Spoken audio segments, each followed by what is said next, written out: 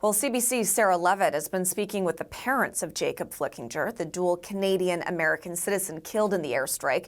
She tells us what they had to say about their son. Well, the parents said that Jacob Flickinger died doing what he wanted to do most. They told me 33 years old. He was born and mostly raised in a small town outside of Quebec City to a Quebec mother and an American father. He was married and had an 18-month-old son. Also learning from the Canadian Armed Forces that he served as a soldier there from 2008 to 2019 and did a tour in Afghanistan. His family told me that this fall he decided to use that military training and he took on a contract with the World Central Kitchen, working in the logistics and security.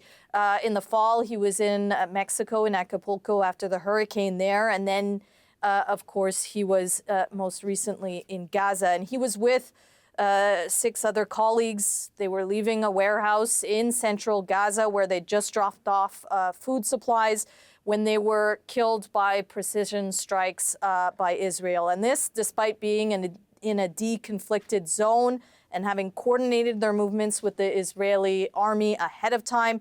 And when I spoke to his parents earlier today, this is what his mom had to say. Jacob was a great human being. He was a great soldier. He had a wonderful heart. He was very much involved in very strong intensity in whatever he was doing in life.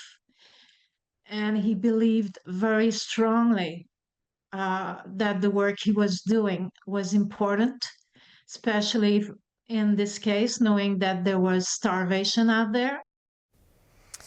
So heartbreaking, of course, Sarah, for Flickinger's family. Canada is now calling for a full investigation into why this airstrike happened.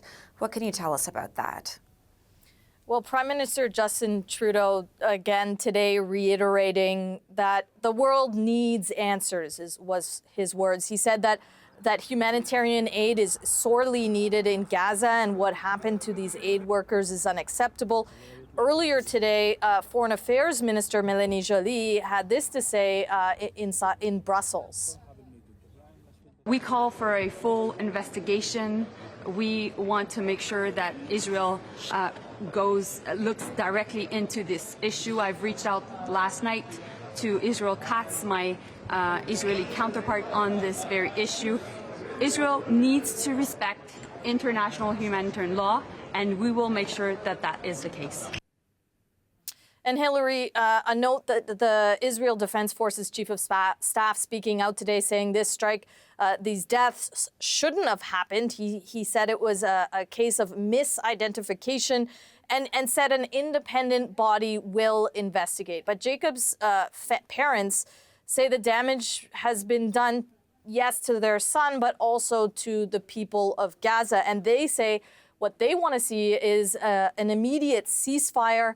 And they also note they want the hostages returned to Israel.